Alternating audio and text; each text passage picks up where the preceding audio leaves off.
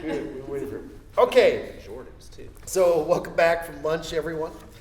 We're gonna begin again today, and you'll notice that we have an hour for the next presentation. It's because I believe he plans to let you play around with it afterward. And so this is Lieutenant Colonel Splinter Alon, and he is the detachment commander for Troy ROTC. And he will tell you all about his history and his history with this particular game. Awesome, guys. So well, thank you. First off, a little caveat. Splinter Alon, I'm obviously in uniform, obviously in the Air Force, but don't construe anything I say as coming from the Air Force today. This is just me, myself. Can I really quick get like each of you just like a quick like sentence on your background, just so I understand like how to tailor the talk a little bit? I work at the Center for Puppetry Arts in Atlanta. Okay. Outside of that, I study a lot of issues of gender, sexuality, Okay. and comics. Okay, comics. I'm just a spectator. Spectator, I love it. Awesome. I'm a museum professional, but I also play D&D. Oh, well, you're gonna fit right into this. I am a professor, associate professor of Arabic at Okay. Middle Tennessee State University. Alon Salon, nice to have you here. I'm assistant professor of photography at UAB. Okay, awesome, welcome. I'm a graphic designer and comic illustrator. Very cool. I'm a cultural studies scholar. Culture, okay, awesome. Well, I think this is a bit, some of you play games like this and will be very familiar, but I think the topic of these games that I do are gonna be well outside your guys' wheelhouse, right? So hopefully you find it somewhat interesting. I believe there's gonna be one of my alibis that I'll give you, if these slides work, is you probably got a lot of this in the last briefing. If you guys were here for the gaming one, you might get some overlap here. So I apologize if I'm gonna bore you guys with some of the stuff you just heard. But hopefully it'll be at least a little Air Force hint of it. So my intent today is I'm going to argue to try to show that there's a real benefit to using games in order to educate people, right? And I'll go over some of what those are. And I'm also going to walk you kind of through like how I got there, because I didn't believe that like a long time ago sort of thing, right? So also, since we have an hour, it's a small group, we definitely can have questions. My plan is to do about 30 minutes, and then like let's get some of us playing to kind of see it a little bit, right? So, like I said, previous briefing might have covered some of this. So let me talk about my path a little bit. We're going to talk about how I got involved in wargaming, what a war game brings for us to the fight, but what it could bring for like educators to your classroom as well. And then a demo of this game, where essentially probably I'll have one or two you play against me just to kind of get some learning points, just so you can see the mechanics, or at least like a very dialed back version of this game. Hopefully that makes sense. And ask questions throughout since it's a small enough group. If you guys have a question on something, pause me, ask questions, all right? So I'm going to start with like a preloaded question and kind of we'll steer back towards here at the end. So do you guys know why the Air Force has so many aircraft? Anybody? Like right here, can you tell the difference between the aircraft on the left and the right? Mm-hmm. What's the difference? You know them? No, I don't know them, Don't know but I can see that they're different. Okay. One's for cargo, maybe. Well, okay, good. Like there's some different use cases from it and stuff like that, right? So some of the things, we'll just ask you, if you already don't know that, does anyone know what this plane is? Any guesses?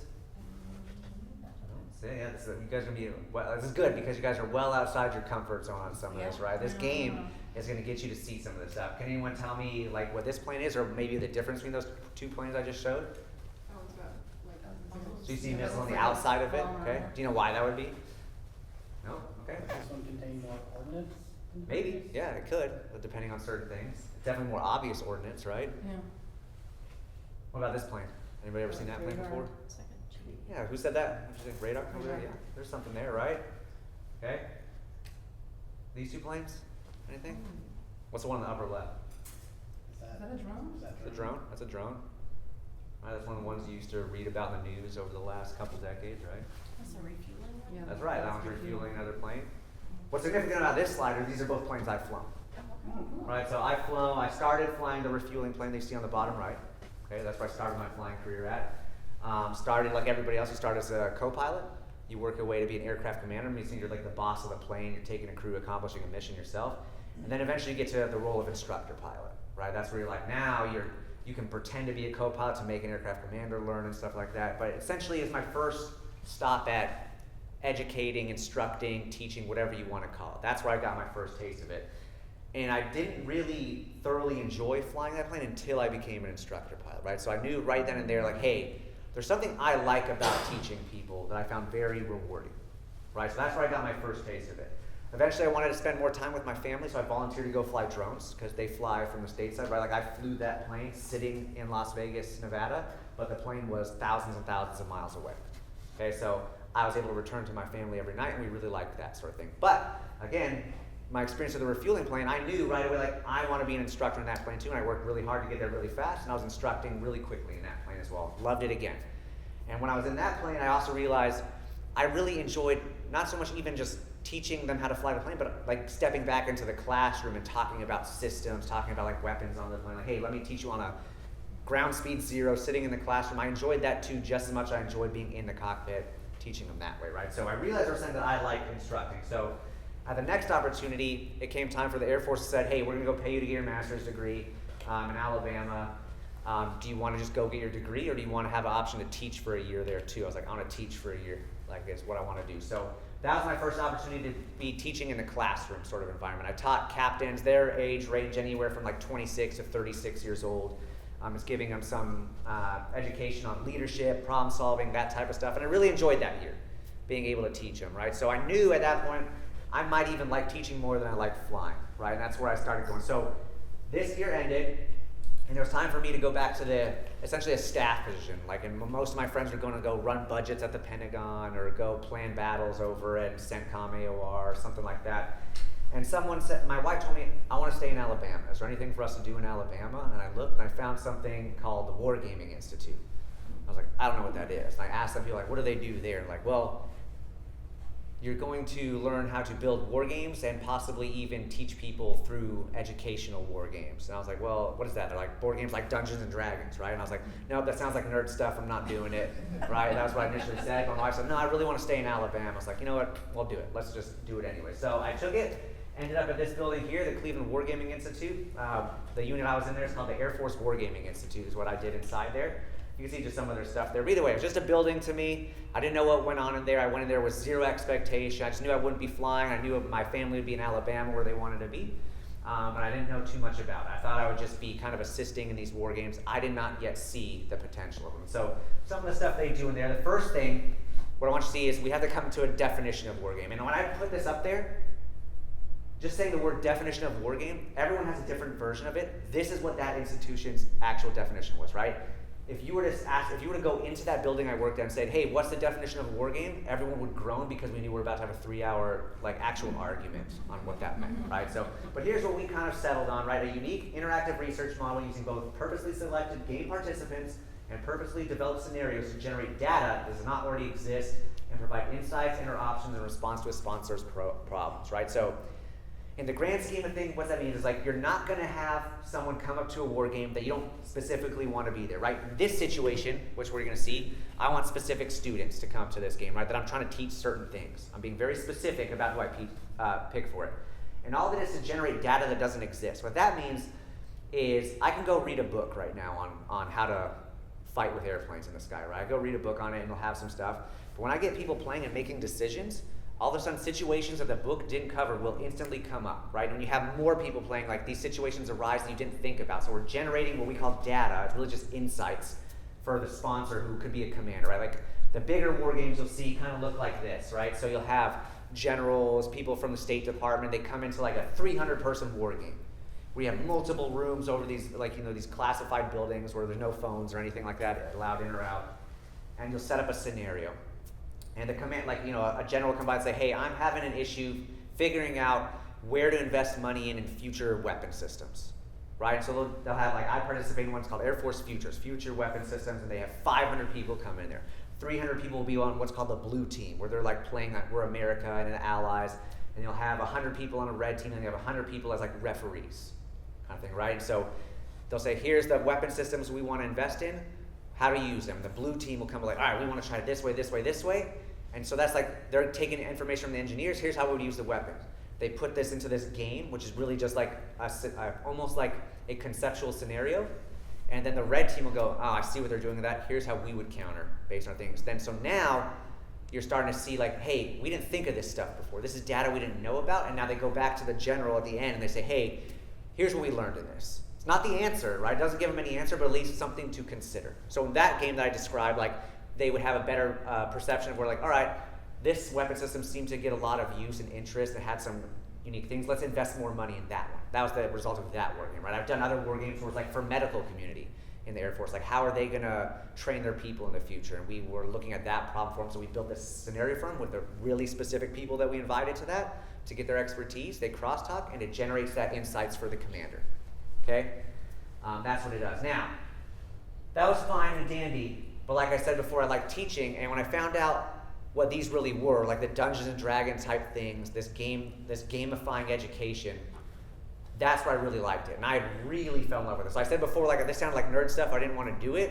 This is why I said they would have me on the bigger war games with all the generals and stuff, and I said, can I move over to the educational one? This one was much more fun to me, right? So got to do a lot of stuff, and this, you'll see they're playing a game called Kingfish Ace where they learn about Air Force logistics, where you'll have like 40 people in a room, and really all it teaches them is that trying to do logistics over the Pacific Ocean is crazy hard and chaotic, and does a great job of teaching that. Everyone leaves there going like, I didn't realize how hard that was, right? So that was the goal of that game. When I was there, we were looking at a lot of problems, and usually someone would come up to you and they had some sort of problem they wanted to teach people, right? So that was what kind of our insight was. And so I'll cover it here. So this game, the genesis of this one was we had people asking, hey, I need a game for like entry level, a sessions level, which means like people just coming into the Air Force.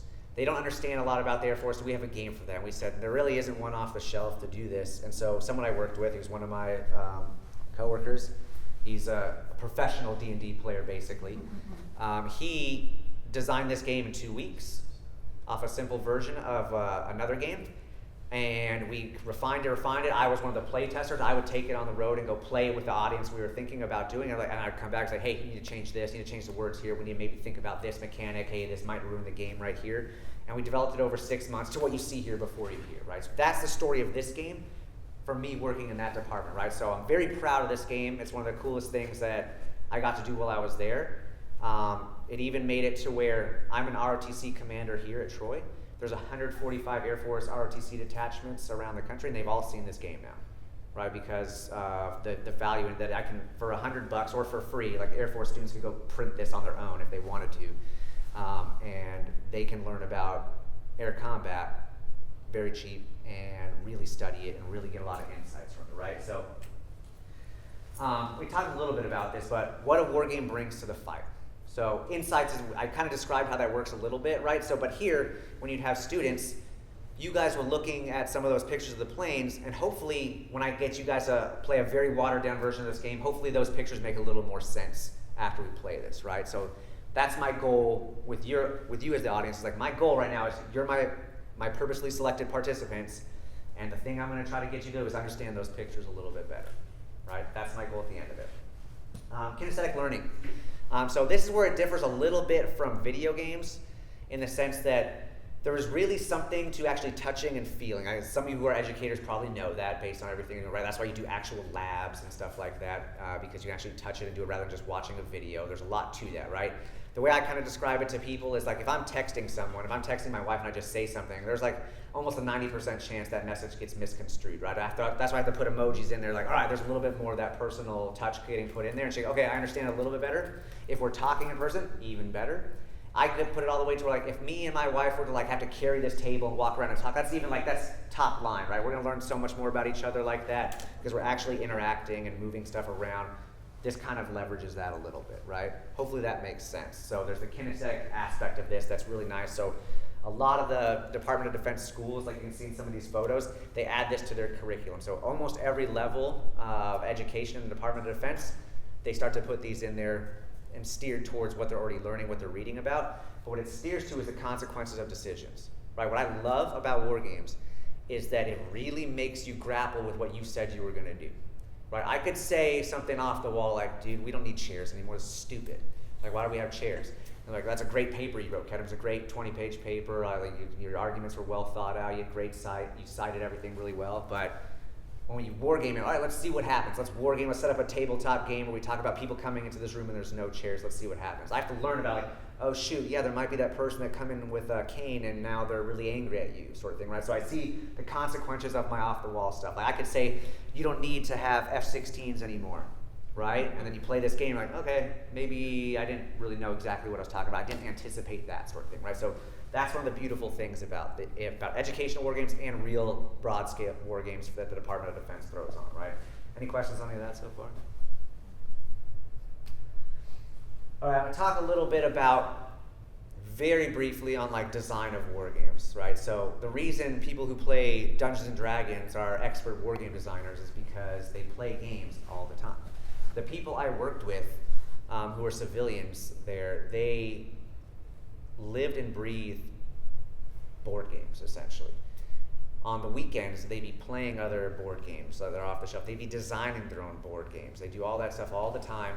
And it was something that was eye-opening to me. I'd never seen it before. And the way they would train us, like people like me that were new, like, all right, here, come on, little major, like, let's learn a little bit. And they would just bring a game from off the street, like much more complicated than you'd find in like a Walmart or a Target, right? These were like much more involved strategy games. But we'd take it out, we'd go through like the 40-page rule book and we'd start playing. And like at the end of it, they'd be like, all right, you just play this game. What can you apply from this when we design a war game on X, Y, Z, right? And so we'd like extract, okay, I see the mechanics of this and I'm learning the mechanics. I'm essentially harvesting those mechanics for later use, right? The one they start you with in the training program there is this game here. It's an extremely simple game that is so adaptable. It's an unbelievably great teaching tool that I use all the time personally. So this game was called CIA Collect It All. It was actually developed in the CIA. It was used to train their analysts on all the different collection systems they have and how to use them, sort of thing, right? And it was really good at when you have a relationship between a new analyst, an experienced analyst who walks them through and helps mentor them as insight, like things that they didn't anticipate come up in this game, right? So the way this game works, you kind of look at it, you can see like there's different tools, like in crisis. So here's a crisis. So I ran missile testing, right? And there's different tools you're going to use. So I'm going to use human intelligence to kind of solve this. And there's other things you have to line up in order to make it work. So some gamification, like some more mechanics to it. And then the enemy can come in and say, nope, reality check. This is actually a really hard target, and your human didn't work, right? So how are you going to get around that? And that stirs. So not just that the player's just playing cards, but now it's like, hey, let's have that conversation now. Like, could that really happen? Like, could you get your human intelligence denied by a really hard target? Like, I guess so. If they like had it locked behind, like you could talk about it and figure out ways. Like, okay, now tell me another way you're going to get that information, right? So that's what it developed. So we would play this game as our first game we'd play with. And so when I was there in the program, he said, all right, since you're an MQ-9 drone pilot that you guys saw, he said, what I want you to do is apply this game to that. And so I immediately came up with, within like 4 hours, came up with a game. Like I had all the cards and everything like that, and it was decent, right? It was decently nice. So, but to show, like to extract us from the military side of this, I made one of these for my kids, right? So I started with this. So I knew that it's tough for me to think of everything to talk to my kids about peer pressure, right? My kids are all young. I have 5 kids, all 11 and below. And that's a tough topic for me. I'm not very good at approaching that thing. But I was like, I can make a game about this, and it'll force conversations that I think about, sort of thing, right? And I refine the game and things. So you can see this one, like here's the crisis, right? Here's the pressure. A friend tells you to lie to your parents about where you're going, right? So here you go. Here's your situation. Now they're going through the cards they've drawn and try to figure it out. I'm not going to explain all like the mechanics of it. There's different things you got to match to make it work based on the scale of it and everything. But they do something like game changer. Hey, this is boring. Let's go ride bikes, right? So the kid is learning like, all right, here I go. This is what I'm going to try to do. Yeah, like tell me how you do that in real life. What would you say if this person did that, right? It's forcing this conversation. So you can see like some of the mechanics. It's only going to work with your friend to change the topic, right? It's not going to work against a bully. And then I come back and say, surprise, you're being teased, right? Like, so what do you do if you're being teased, sort of thing, right? And then he comes back with his one that'll say like 6 and stones might break my, like, so essentially you can see how you can take a simple game with simple mechanics and turn it into anything you want, any topic you want, sort of thing. So that's a game the CIA made that we in the Air Force use as a training tool that I, no kidding, play this with my kids, right? So the world is endless with this simple mechanic, and you get much more complicated, and this is even still pretty simple too, right? So what I want to do is get into this game a little bit. So we're actually going to learn a bit of the mechanics. We're not going to play near a full version of this game. We're going to really water down a lot. Normally when I teach this game to students, I have about 2 hours of time that I go through and I get them to the point where they can basically play the full game at the end of it. We're going to be really watered down, where I think I'm going to have some of you play against me, and then luckily we have this cool thing where we're like, I think with everyone, we're going to be able to see the game, which is nice. I was worried there'd be a lot of people that have to stand up here and might not be able to see, but this is going to work out well. So I'm going to go over kind of some of the things you're going to see. These are the tokens you're going to play with. They represent the aircraft. On the back of them, you'll always see this type of thing. They're always going to start face down, and it says roll to acquire. In layman's terms, what that means, you're going to have to use a radar to detect these things before you can kill it, right? And that's in real life what has to happen, right? Planes might launch, you might know they're somewhere in there, but until you find and fix your target, you can't finish it. Okay, so that's what that thing means. You'll see that when they go there. So that means if this one's rolled to acquire 2, you gotta roll a 2 or better to acquire, okay? Over here you see different aircraft. I'll try my best to explain the generic setup of all these little things. Everything on there means something. And it'll matter, but as you play, you'll probably like figure it out a little bit more. No need to like get this perfectly down. We'll use this one here, the F-16, which is one of those pictures you saw. So up here, move range 2. And actually, let's go ahead so you guys can start like getting close and feeling this. Like, so let's put, I'll be in this seat here. Who wants to actually be like head of the American team? Anybody? There we go. You're in that seat. So there, and if everybody wants to bring seats up, or if you just want to stand around the table, let's get like coming right now so we can start figuring stuff out. It'll make a lot more sense. And if you're not comfortable, you don't want to, no pressure. All right, so here's the board. When you see there's a move range of 2, that means if your aircraft was like over here, it can go 0, it could go 1, it could go 2, right? Those are range range. Think of it as a football field, right? And so your goal in this game we're going to play in the simple version is you're going to try to kill as many of the enemy as possible. In the real game, there's different missions for people, so it doesn't always have to be the killing. Sometimes just preserve your force, stuff like that, right? You can, so those are different learning points we like to show, sort of thing, right? So your goal is to kill them when they're flying in the air. You'll see how that works. Or you can kill them when they're on the ground at their air base, right? This is the sides where their air bases are. Here's kind of simulates the air above. What's depicted, these islands don't matter. It could be a picture of my face. That doesn't, the mechanics are just go forward, either try to get them on the ground or in the air sort of thing, right? So that move range of 2 means it can go up to 2 away when it's its move time. If you go down, you'll see like a Wi-Fi signal, right? That's its radar. So its range is 2. So if it wants to try to detect this one here, which would have to roll a 3 or better to detect, it can get it if it's over here, because that's within 2 ranges, right? If it was over here, it's out of range for it to detect it, right? Okay? You'll see on the bottom it's got a missile that's going sideways. That is an air-to-air missile is what that's supposed to represent. So it can shoot this guy down if it can detect it. So if you detect it and this is flipped over, with that card right there, you roll a 3 or better, you are going to shoot that thing down. Okay? You will see the bomb that's kind of pointing down towards the ground. That means that's an air-to-surface weapon. So in that sense, if this plane was on the base, and I'm over here, because its range of it is 1, and so I'm within range to hit it, if I roll a 2 or better, I can hit it on the ground. That make sense? All right, so that's the base of it. Don't worry, it'll be confusing the first few times, because all of them you can see are slightly different.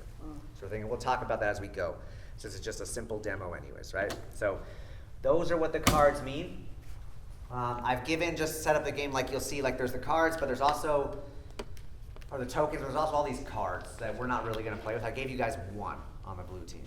Normally they play with a lot more of these, but this is, for this game, just to give you some background, the goal of this game was to be a little bit different than other strategy, like other type of educational war games, where normally you guys may have seen something like this, where it's usually focused on the ground battle, right? Where you have some troops on the ground, maybe some tanks or something like that, and then you might draw cards that's like, hey, you effectively use like an airplane, like remove 2 of the enemy's ground teams or whatever, something like that, right?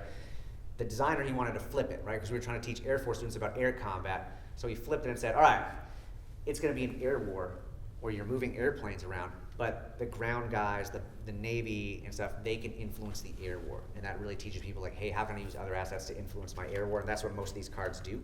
So that's why there's like a bunch of these that the students that play the full version will play with that sort of stuff. But I've given you guys 1 that you guys can use at some point, and we'll steer through the kind of mechanics of it here in a second. I think that's all the slides I have on that. All right, so let's go ahead and we'll get to playing it. So you can take your seat there, Blue Force Commander.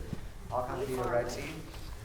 I mean, you guys can feel free to help. Feel free to help. Feel free to use all these. So, Please. And also, if you guys are like just wanting to like, you can thumb through these. Just like these are all laser cut things, so your hands might get a little bit black from like the burning of the paper. But you guys can thumb through these, take a look while we're doing it, and everything like that. So, but the way this is going to work, and we'll move it closer to you since I'll be standing.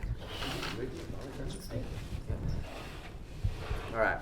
So again, our goals are to just kill each other, right? Not super realistic in the grand scheme of war, as far as like they're trying to actually do other things. But in this one, just the version we're going to play today is just you get more points the more people you kill. These cards here represent the ground component of any squadron. So each of these is a squadron with their number of aircraft. So the ground component is like the maintainers, the people who are fueling the plane, turning the wrenches, right? So you can kill them on the ground too, if you want. Their lives are represented by these squares, so you have to hit them twice to get them, okay? But all the other planes you only have to hit once. So the way you start is upside down in their air base with all the planes not yet detected, okay? So these ones here, those are F-16s, F-22s, and your AWACS. This is like the one with the radar dish on top, right? Because you can see it here. Yep. Okay? All right. So we'll just roll to see who goes first. The rules are more complicated than that in the real thing where you're doing intel gathering and stuff, but we're just going to keep it simple. 3 and 1. I'm going to go first, okay? The way the move cycle works here is we're going to do, you can do any combination of move, acquire, and shoot, or you can generate a squadron, right? In order to make this the most realistic air battle possible, I don't let you do a lot of things at once. It's like a tiny movement in time and space. Mm-hmm. And the other team gets a tiny movement in time and space so that things like work out like a real fight sort of thing, right? So it's my turn first. I don't have anything to move, acquire, and shoot because nothing's taken off yet, so my only option is to generate. So what I'm going to do is generate, and I'll just generate these drones over here. I'm going to put them, the drones are the only ones, well, those aren't even the drones, where they are, there they are. Here's the drones. The drones are the only ones that can generate in any ring because it's trying to teach people that drones are prolific, like you see in Ukraine right now, right? Like some guy in the back of a truck could have one go up and it didn't come from an airfield anywhere, it could pop up from anywhere, right? So I'm just going to put them here. They're all undetected. My drones are active. That's the end of my turn because I used to generate instead. So you, right now, you don't have anything to move, acquire, or shoot yet with, so you can just generate something. So pick one that you want to go with.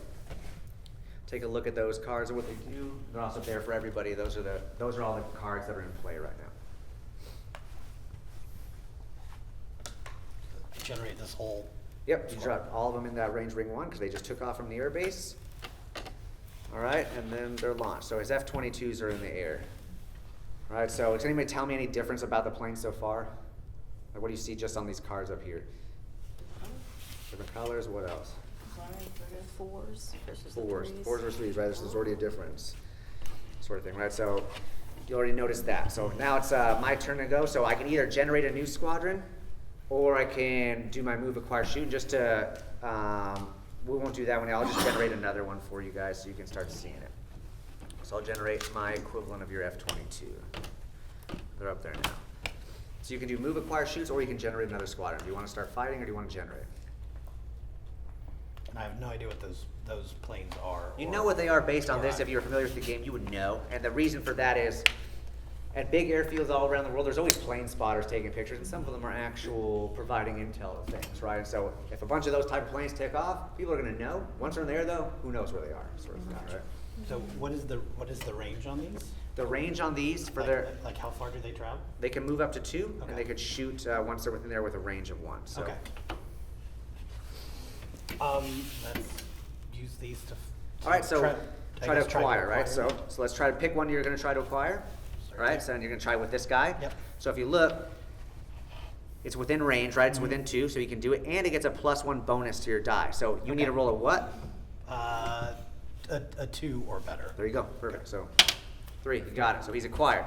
You still haven't moved you still haven't done your move or your shoot yet. And so right now you can, with this guy, you can try to shoot him if you want. That makes sense. All right, so with this you just need to roll a 2 or better, range of 1. 2, you got it? So he's dead. You got the first points of the game. He's shot. Now, Perfect. Missiles in modern combat are extremely expensive, right? Like that missile you just shot is, upwards of $20 million, right? So there's not a ton of those things. So your guy's what we call Winchester. Okay. It means he expended all his ordnance. He's done. On the next turn, he is going to return to base and land, and he'll be done for the rest of this day of combat. He's got to refuel. He's got to rearm and everything like that, right? So he's going to come back, sort of thing, right? But he did what he was supposed to do there, right? He's not going home empty-handed. You got to kill. So now it's my turn here. I'm going to wait for that guy to land before I do anything there, and I'm going to start moving. So I'm going to go, I can move range of 2, right? So I can move up there, and my range for detection is 2. So I'm going to try to detect this guy here, right? And I can need to roll, I have a +1, so I need to roll a 3 or 4. That's the only way I can get it, right? I get 3. So I detected him. He's detected, but he's out of my range. I can't shoot him yet, so that's going to end my turn right there. So now it's on to you. You can either generate, and this guy returns home. You can generate one of these 2 squadrons, or you can move, acquire, shoot. Splinter, can I ask a question? Yes, sir. So there's range on these for radar and For radar, shooting, separate right? range for missile, yeah. And I'm assuming that the point scores are kind of roughly based upon the capabilities of that kind of plane. Would that be right? Right now, the way we're playing is just a 1-for-1 sort of thing. If you open the actual rules, there are more valuable. Like if you were to shoot this one down, it would be more valuable. So I know what I mean, like a plane that has got a plus such and such. Oh yeah, yeah. So So I guess my question is, does each zone does it have a kind of rough distance it represents? all of it is, it's too broad to like get that specific. Most of them are like, there are some in other versions of it that get much more detailed on it, but essentially you can see some differences, right? Like look at this one. If you look at it compared to this, you'll notice it's harder for it to do an air-to-air, right? But what do you also notice about these two that's very different? But this one has, yeah. It has a ground. what? It has the air to ground, Yeah. right? That's a big difference, sort of thing. This So, one has none. Once they're detected, if it's detected by one plane, can another plane, once it's turned? They already have the data. So in today's world, yeah, in today's world, like once you Doesn't have like matter. a target data, you can pass it to anybody. That's what I assumed, so it doesn't matter. Yeah. So you, when so you we can, better- so you like literally like you can use this plane to paint a target, and the Right. other one launches the missile Yeah. where it's telling it to go. So one with better radar versus better, Mhm. yes, got it. Is there a limit to how many you can have in like a space? For like you're talking about here, no, there's no limit. Okay. Essentially, it's an infinite ocean is what we're declaring it. So it can get confusing, but yeah, with it on the game itself. Yeah. So this is range 2, so I could attempt to Can attempt detect to that check, with yeah. this, right? Hmm? And plus, so I need a 3 or better. 3, So got I it. detect that. All right, and now if you wanted to, you can now, because you have a move range 2, you can move up 1 or 2 and try to shoot, because you still haven't used your move or your shoot yet. Okay. Yeah. So So. And I would even do this here. Let's just because it's just a demo. This guy's not. This guy's already detected. Oh, I would okay, use I see what him you're because he's saying. not detected Yeah. yet. No, that makes sense. Okay. So move him up, Yep. and then. Take your shot. So Take a again, it's shot. a 2 or better. 1. So No, he missed. okay. So now he's Winchester as well. Or no, that's this Yeah, one. that one. So he missed. Okay. All right. So now it's my turn. Can I ask a question? Yes, So ma'am. once he shoots, is he not detected? Or He's not detected yet, no. So, okay, so Yeah. your shoot There is some doesn't matter. truth to what you're saying, right? So here's a good point. When you're gamifying things, Yeah. in real life, there is some truth to what you're saying. Like when a stealth aircraft like this, that's why it's a 4 versus a 3 detected. This is a stealth aircraft. When they open their doors to drop ordnance out, which is maybe why you saw the difference and why you see the ordnance on one and don't see the ordnance on the other, right? When they open their doors, they are a bit more detectable at that point in time. How? There's an inverse relationship between realism and fun when you gamify shit. Right? Yes. Completely inverse. So we had to so when I play this game with real fighter pilots, like who are like almost my rank and stuff, they will get mad about details. Like, they're like, hold on, wait just a minute now. I would know he shot, like they would be very mad, right? First, when you play with someone new, that's too much for them to deal with. Like, what do I have to deal with doors and stuff like that now? So I always joke with other pilots when I teach them in a room when they're like, well, hold on, like you don't have this. I'm like, here's the deal. I can make this game super realistic. This guy just landed. I can make a whole other series of part of this game where you have to go get yelled at by your boss for why you're doing the mission. And like, fill out your forms. Do you guys ever play it realistically where you do that? There are levels of the game, not this game, but there are much bigger games that do that. Now, everyone who plays them hates them. But the objective here is different. It's not about It's that. not. That's exactly right. Right. So I'm doing this to get a specific insight, to generate some data, and it's for a much lower tier audience than those guys that are like that know a lot about that stuff. Yeah. Right. So that's exactly right. So that's why this game is much simpler. Right. You can there's a game they play at the Air War College up in Montgomery, Alabama. The game itself takes about a week to play. Wow. Right. Each move that we just did already, like 4 of them, takes about 4 hours. Ooh. And you're counting literally like something will be like hundreds of missiles in the air, and you're calculating, all right, this one will launch. Was there a defensive missile launch against a toolet? Okay, toolet. Now we have to roll like things to see that. And no one sits in that room and goes, this is awesome. They're like, oh my God, I just want to find out what happened, right? So that's the trade-off. But it's a great question. All right, so he missed. Yep.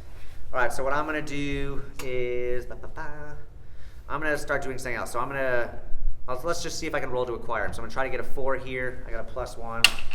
Got a 2, didn't get it. Couldn't acquire him, right? So that's my acquire. What I'm gonna try to do here is I'm gonna take this drone, I'm gonna move, and I'm gonna try to shoot this guy on the ground.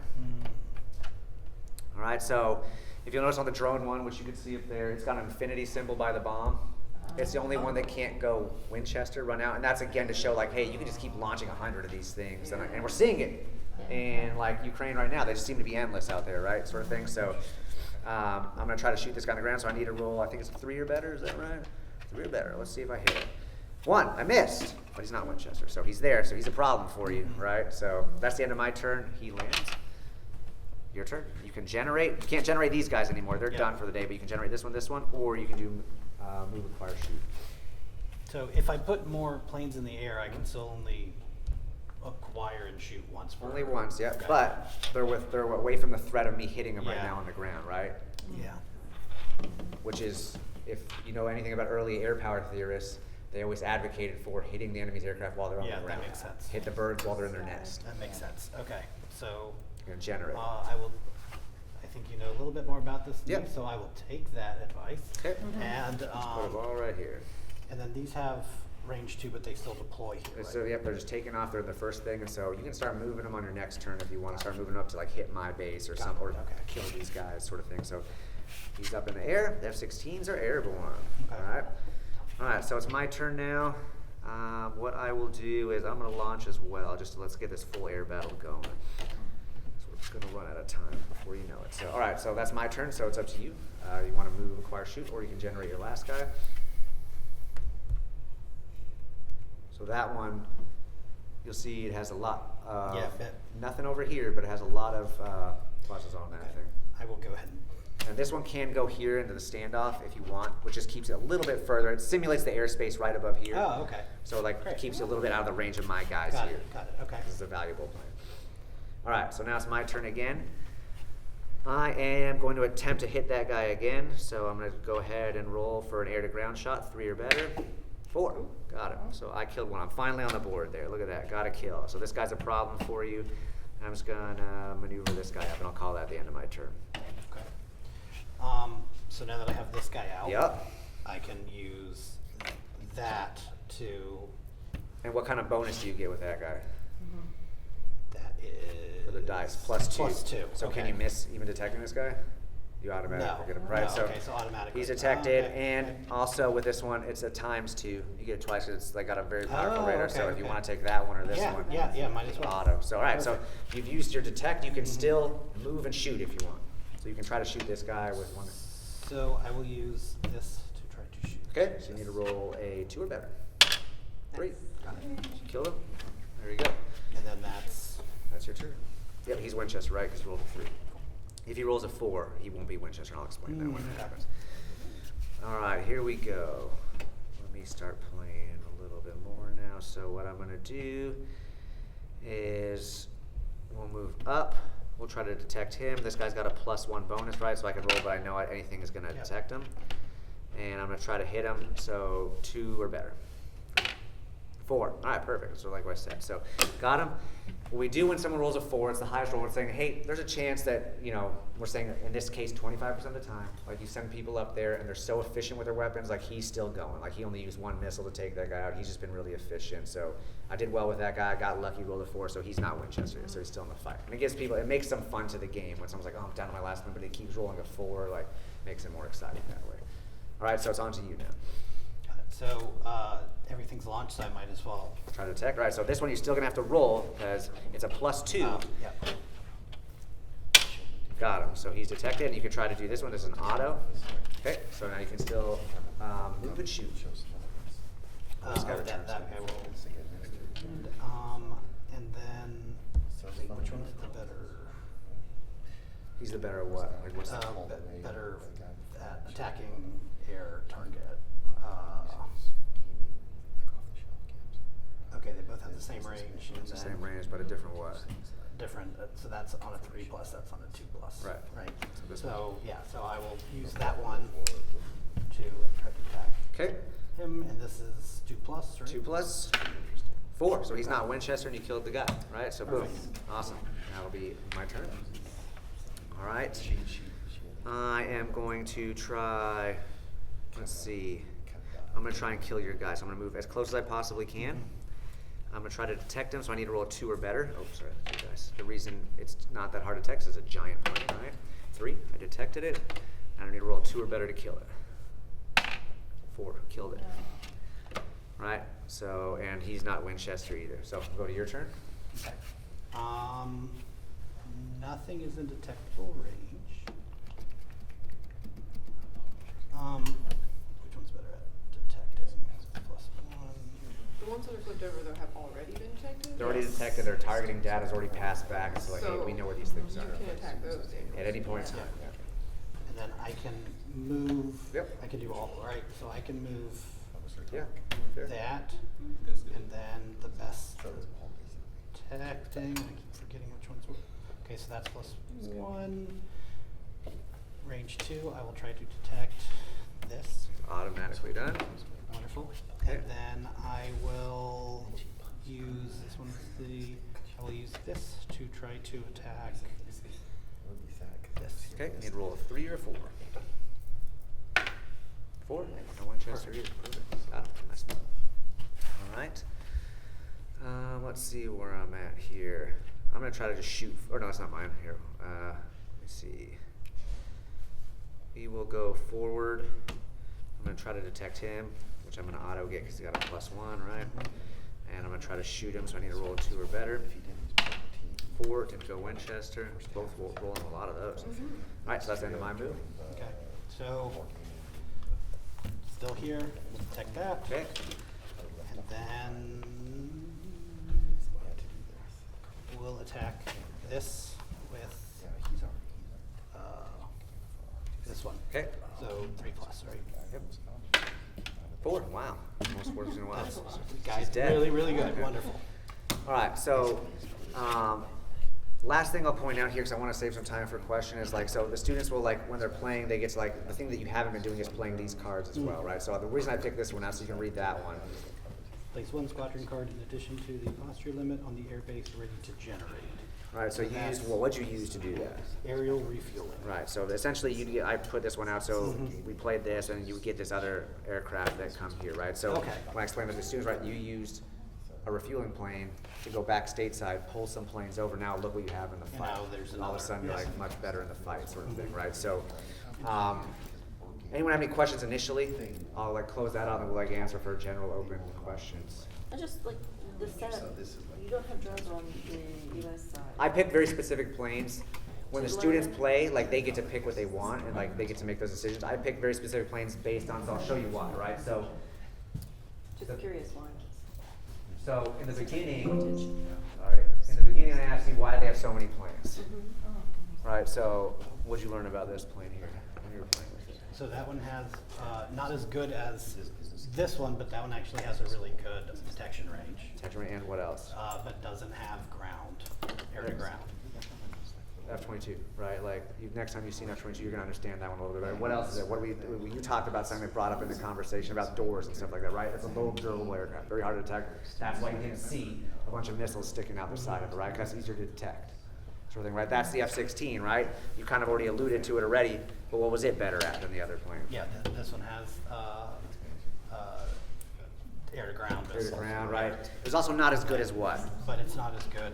As an air-to-air thing, right? Because this plane is specifically built just for air-to-air. That's all it's built for. It's trying to be the air dominance fighter, right? It's supposed to go out there and just kill other planes in the air, right? So, in your thing, you kind of did that. Yeah. When we're fighting other planes, you're like, you know what? Where's my best attack guy Yeah. to kill our plane? You were using it just like Deployed dogfighting. yeah, like that's what they would do. They would go out there and protect everything else, right? While everybody else like this maybe goes and attacks the base or does something like that sort of thing, right? That's why it's there.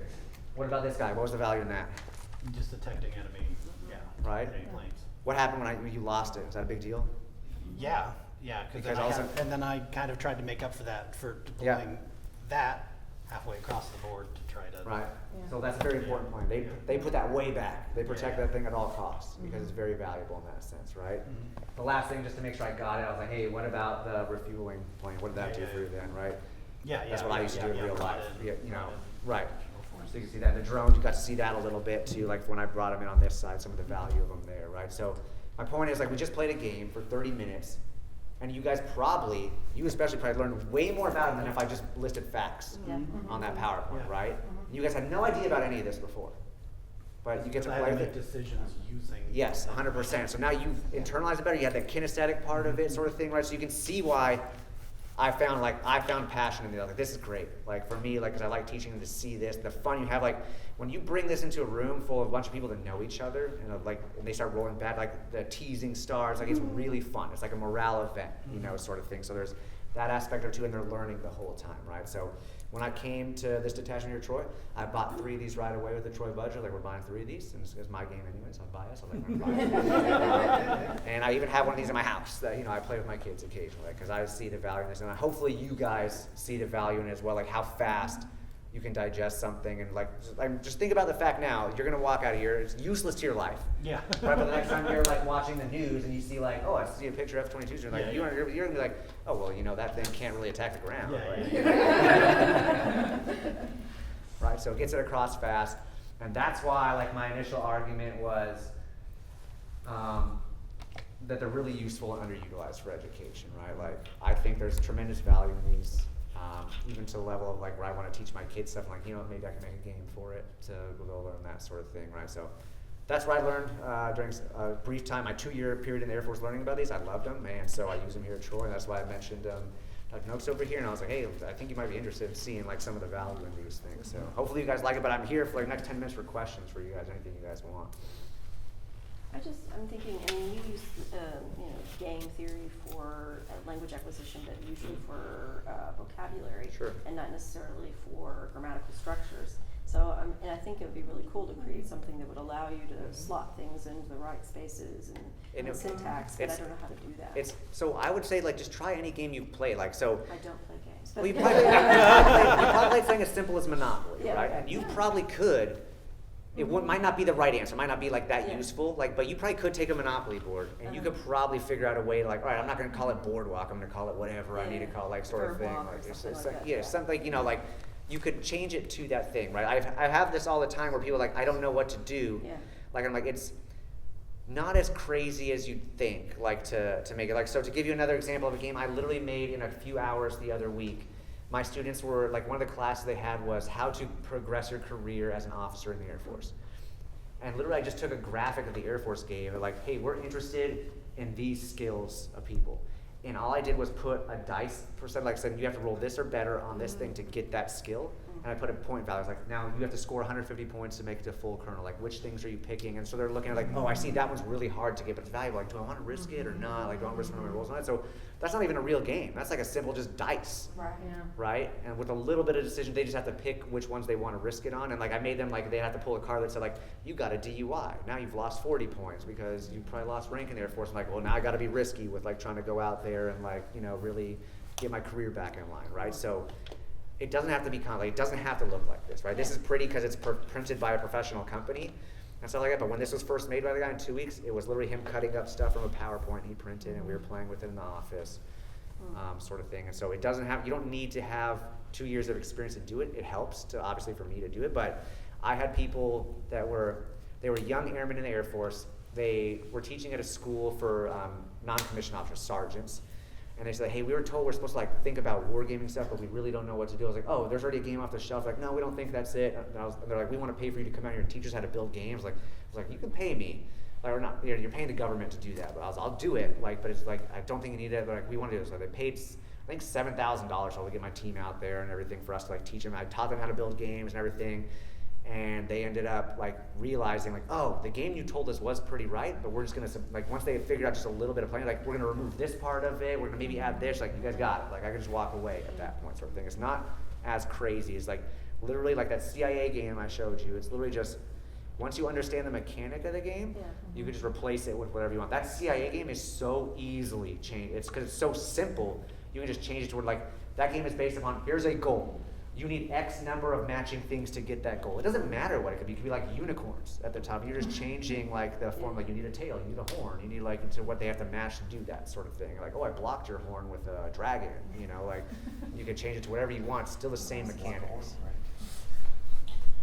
Splinter, when we were in your office, you actually, the game you showed me was a different game. So And so I know you have at least 2. Oh, yeah, there's- How many games are you using to instruct the cadets here?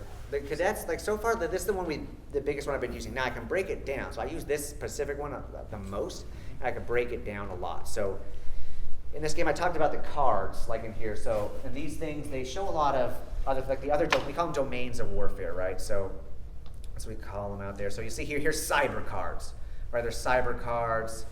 There's somewhere in here, there's like space, there's maritime cards like Navy and stuff like that. And so what I did this year for my seniors is I let them play this game just kind of how you guys did, where I let them pick any aircraft they wanted. They just had a pure air battle. Then we got to the lesson on cyber. And I'm like, all right, now we're adding the cyber cards. So now they're learning, like, I'm going to be an Air Force officer. How is cyber affecting my air war? Right, then I add, like, all right, we're learning about the Navy and Army today. Let's add their cards in there, right? So I can break the game up in numerous ways. The one you saw was the second version of this. So this game people loved it, but because of current events, they're like, we want a Europe version. And so they're like, all right, we'll build you a Europe version. They built it. One of the things they added to that one that people seem to want was a dime addition to it. So diplomatic, information, military, economic, theoretically like the levers of power for like the president to use. And to teach students about that, what it is, like before you even start the game, you would play this dime module where you're investing resources. Like I'm investing in whatever, diplomacy. It's like, oh, therefore you got the British deck to come in. Like it gives you different skills depending on what you invest in your time, right? So that's just a different, the game itself is slightly different, but they added a few different tools. But the bottom line is you can make this game what you want. Like one of the games that I told you about, the logistics in the Pacific game, a school actually up in Montgomery as well, they took that game and built weeks around it. Like the game became like almost an insignificant part of it. In my opinion, they got too crazy, but like they made it so the kids are playing this. These future lieutenants are playing the game, and the whole time they're like literally doing stuff that like leads to the game. Like if they didn't do good in the week before in their lessons and stuff, they get like less assets when they enter the game and things like that, right? So you can use these games and other methods too to like supplement it, sort of thing. So. Yeah, like there's different games. Like we have one of the games that I didn't bring because I was just carrying a lot. But a friend of mine, he built one that was just the sole goal of the game is to just teach people the importance of having a robust communications network, right? So it's basically a game where you're just like you're trying to build like I'm gonna build like 3 communications networks, and it's essentially built on the CIA collected all game. And someone will try to block you. Like if you don't have a bunch of like communication networks set up, you're gonna lose the game. It's not a really replayable game. Like once you get it, like got it, I understand. Like I got the light bulb clicked, and like put that game away and never play it again. This has much more replayability just because of how many ways you can change it, and it's a bit more fun. But yes, there are many games kind of like that. And off the shelf, for those of you that said you play like a lot of off the shelf games, you can get really in the weeds. Like that my buddies showed me, and like wow, like I didn't know there was like you could subscribe to a magazine that'll send you like a game a month of stuff like this. So. And I assume your assessments are. They're not related to the correct. So yes. One of the weird things about like people always like that's a great question actually. In like the education world, there's always the question like how do we give them grade? Like how do we grade upon? It's like no, that like if you start putting grades on this, like one of the great things about war games is that it allows people to do things like especially in the military, it allows you to do things that you wouldn't do in the real world. Like I can't go fuel up a bunch of aircraft and make them do something crazy. This I could like pretend like I did and like, hey, let's try that. What would happen? What would maybe happen, sort of thing, right? So if you put grades at things, people aren't going to do those wild off the wall things like, wait, what are we being graded on? Okay, I'm going to make sure I hit those things perfectly to get that A in the class, right? So a clever way I've seen done before is they'll play the game. Some people that like do these in different schools, like they'll play a game like this. Afterwards, the teams they'll say, all right, you guys in the next 3 days, you guys got to write a paper on what did you learn about it, sort of thing. That's where the grade came from. Like it's like how did you analyze what you did and what did you like, sort of thing. If that makes sense, like it's more of like an after action report sort of thing. So obviously you designed this, so obviously you see the value in this. And you sure, 100%, yeah. Champion this. How widespread is either this game or just this one any itself, of the games that you're talking about? So this one itself, like I said, like I presented to Air Force ROTC before I became an ROTC guy. Like I was working in the wargaming thing. I presented to them. I was like, you need this. It is now every cadet in all of ROTC. So like about 2,000 a year will play this game.